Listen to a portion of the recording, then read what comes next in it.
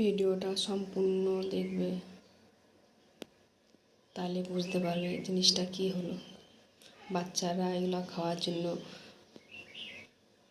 জন্য অনেক করে, বায়না করে। বন্ধুরা, তোমরা সবাই বাড়িতে এনে চেক করে দেখবে জিনিসটা কী, তাহলেই বুঝতে পারবে। ভিডিওটা সম্পূর্ণ দেখবে, তাহলে বুঝতে পারবে। লাইক, কমেন্ট, শেয়ার করবে।